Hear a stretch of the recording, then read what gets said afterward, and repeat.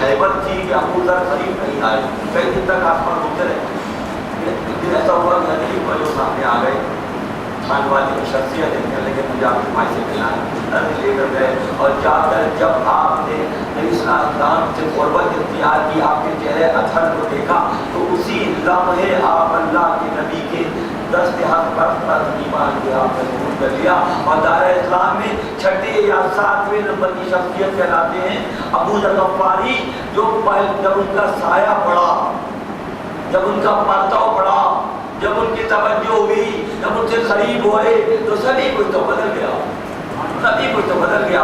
शेख सादी रहमतुल्लाह अलैह अपने गायब में फरमाते हैं जगह पे एक दिन गुस्ल के लिए हमाम में चले गए, तो मट्टी, पहले ज़माने में मट्टी से रगड़ कर नहाया जाता था, तो जो मट्टी को लेके देखा तो खुशबू आ रही है, फांसी है ये तकवा में, सुनने लगे तो खुशबू आई, कहने लगे ये मट्टी का खुशबू कैसे आ गई? हमारी शिकायत बयान की, कलाम हुआ, मैं कुछ अरसे गुलाब के फूल के दरख्त के नीचे पड़ी रही तो मुझ में खुशबू पैदा हो गई। जब सोबत एक मिट्टी गुलाब के फूल की इख्तियार करती है तो उसमें खुशबू पैदा हो जाती है। मेरा अपना कुछ भी नहीं है, ये तो गुलाब के दरख्त की खुशबू ने मुझे खुशबू से मुअत्तर कर दिया है। तो सोबते साले तुरो साले बना, साले की सोबत साले बनाती है। अल्लाह के किसी दोस्त की, अल्लाह के किसी नबी की, अल्लाह के किसी वली से अगर बात ये कि अब ये कि वो शख्सियत नहीं है, हम किससे रुजू करें? जब गुलाब का मौसम गुजर जाता है और बाग वीरान हो जाते हैं तो अर्श गुलाब से रुजू किया जाता है।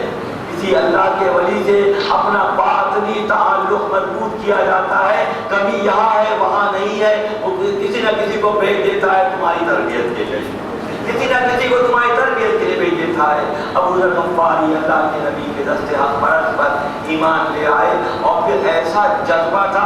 तो पहले मरहले में गौर कीजिए कि जो नेगेटिव एक्टिविटीज थी, जो मानसी ख्यालात थे, मनफी रुझान थे, जब रुझान थे, जब पर्दों पड़ा तो सारे के सारे उसी ताकत से मजबूत हो गए। उतनी ताकत जो मानसी ख्यालात के लिए सब की जाती थी, जब अल्लाह के नबी का साया उन पर पड़ा तो वो सारी की सारी शिद्दत मस्बत हो गई। मताफ में जाकर बाकायदा दीन का ऐलान किया। कुरैश जो है वो नौजवान बड़ा दुख किया, हमारा पिता हो गए, बहुत बुरा हाल हो गया। इसलिए मैं हज़रत अब्बास तशरीफ लाए और आपने नाम ने फरमाया क्या करते हो, ये कबीला गफ़ार का आदमी है, तुम यहाँ से बकरी से शाम के तिजारत के काफ़िले भेजते हो, अगर उनको मालूम हो गया तो तुम्हारा रास्ता बंद कर देंगे, इसको ना मारो, तो छोड़ो। अगले मरहले में कुछ दिन खामोश रहे, फिर वही किया, फिर दोबारा जाकर बयान करना शुरू कर दिया। फिर अबू बकर के साहबजादे और आपके खानदान के लोगों ने दोबारा बचाया। इन हालात को देखकर अल्लाह के नबी अहमद मुस्तफ़ा मोहम्मद मुस्तफ़ा सल्लल्लाहु अलैहि वसल्लम ने आपसे ये फरमाया कि बेहतर है अबू ज़र तुम अपने इलाके में चले जाओ और अपने इलाके में दीन की तबलीग का काम करो, क्योंकि वहाँ तुम्हारे कबीले के लोग होंगे तो तुम्हारे लिए आसानी हो जाएगी। इस तरह से अबू ज़र जो है मक्का मुकर्रमा से अल्लाह की नबी की सोबत से दूर होकर अपने इलाके में चले गए। सबसे पहले अपनी वालिदा मोहतरमा को दीन पेश किया, उन्होंने कबूल कर लिया। तासीर पैदा हो गई, असर पैदा हो गया, जज्बे पैदा हो गए।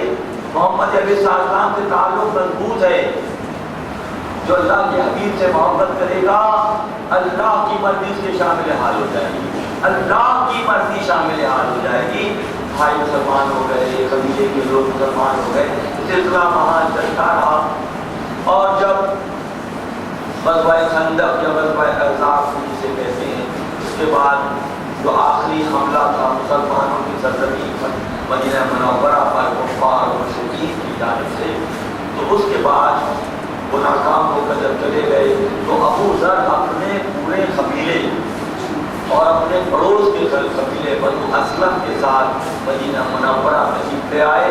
और फिर आपने अल्लाह के नबी पूरा कबीला जो मदीना मुनव्वरा में नबी सल्लल्लाहु अलैहि वसल्लम के हाथों पर इस्लाम ले आया। और अबू ज़र ने अपनी तमाम एक्टिविटीज़ को छोड़कर सोफे के चबूतरे को अख्तियार कर लिया। तमाम तरह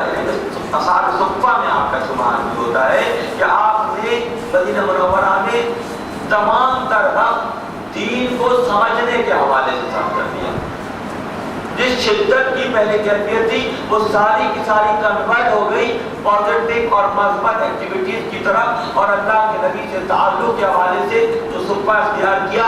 اسی لیے آپ کا جو لقب ہے سر النبی، نبی کے راز کو جاننے والی شخصیت، سبحان اللہ کہ نبی کے رازدار، اس حد تک رازدار کہ جب سفر میں نبی صلی اللہ علیہ وسلم کبھی ہوتے تو اونٹنی کو بٹھا کر ابو ذر کو اپنے ساتھ بٹھا لیتے.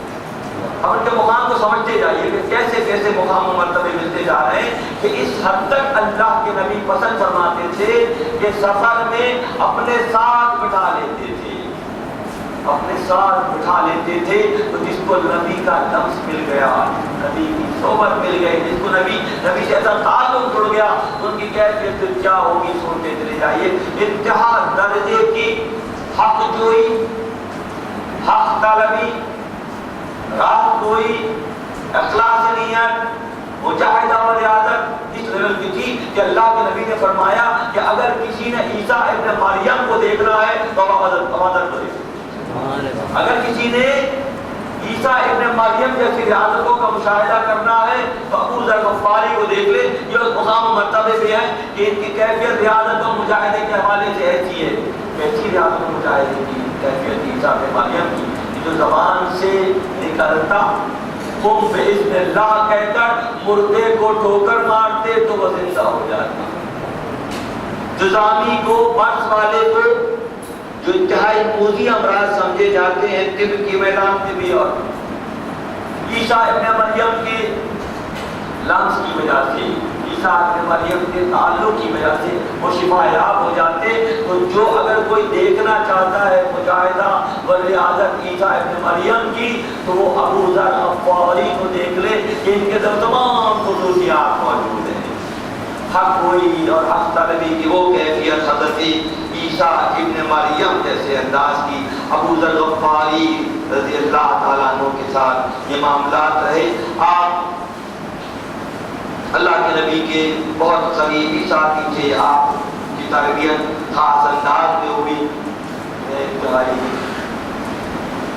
دل کی گہرائیوں سے خلفائے کبار محترم خان ممتاز سید ممتاز علی قاری صاحب اور شیخ طریقت حضرت خواجہ محمود صاحب کو محفل میں خوش آمدید کہتا ہوں. طبیعت میں کچھ ہفتے سے آواز میں بھاری محفل کر رہے ہیں، آواز میں جو روانی نہیں ہے آج کیونکہ پورا ہفتہ جو ہے وہ بہرحال کیونکہ یہ مسند میرے شیخ نے سجائی ہے، یہ اللہ کے نام یافتہ لوگوں کا تعلق آپ لوگوں تک پہنچانے کی ذمہ داری میرے شیخ نے میرے کندھے پر ڈالی ہے. تو تمام چیزوں کو پسند پوش ڈال کر میں اپنی ذمہ داری نبھانے کے لیے ہم آباد تیار رہتا ہوں. جو شعبہ مجھے دیا گیا ہے اور اللہ کی بارگاہ میں بھی یہی دعا ہے، اور آپ تمام مخلص ترین ساتھیوں سے بھی میری درخواست ہے کہ اس فقیر کی دعا کیجیے اس خانقاہ کی رونقوں کو بحال کرنے کے حوالے سے اور اللہ کا تعارف ایسے انداز میں پیش کرنے کے حوالے سے اور اللہ کے نام یافتہ لوگوں کے تذکرے اس لیے ہم سجاتے ہیں اپنے محفل اس لیے سجاتے ہیں کہ ہم میں بھی رفض اور صحابہ اللہ تعالیٰ پیدا کر دے. اور یہ جبھی ہو پائے گا کہ صحبت سالے ترا سالے کنات اور صحبت تالے ترا تالے کنات سالے جو گزرے ہیں ان کی یاد کی محفل سجانے کے نتیجے میں ہمارے دلوں میں بھی عشق مصطفیٰ علیہ السلام ضرور پیدا ہو جائے گا. میں یہ عرض کر رہا تھا کہ اپنی حق گوئی اور اپنی حق شناسی کے حوالے سے اللہ کے نبی نے خاص تربیت حضرت ابو ذر غفاری رضی اللہ تعالیٰ عنہ کو دی، اور آپ نے فرمایا کہ اگر عیسیٰ علیہ السلام کا دور دیکھنا ہے تو ابو ذر کو دیکھ لو. ایک موقع پہ ایسا ہوا کہ اللہ کے نبی کے ساتھ سفر میں تھے، کوہ بہت کے قریب پہنچے تو اللہ کے نبی حضرت مصطفیٰ محمد مصطفیٰ نے فرمایا کہ ابو ذر اگر پہاڑ کے برابر بھی سونا مجھے اللہ دے دے تو میں سارا کا سارا اللہ کی راہ میں تربیت دی جا رہی ہے. اور تربیت دائرہ بشریت کے دور مختلف حوالوں سے مکمل ہوگا. کسی کے لیے انتظامی معاملات ہیں، کسی کے لیے روحانی معاملات ہیں، کسی کو عرفان ذات کی تربیت دی جا رہی ہے، کسی کو عزت و عاجزی کا سبق پڑھایا جا رہا ہے، کسی کسی کے لیے جہاں دنیا کے معاملات چلانے کے یہ سارا کا سارا جو گلدستہ ہے اس میں مختلف طرح کے جو پھول ہیں وہ اس لیے ہیں کہ دنیا کے مختلف نشیب و فراز کو اللہ کے نبی کے اصحاب نے اپنی حیات میں بہتر کر کے دکھایا.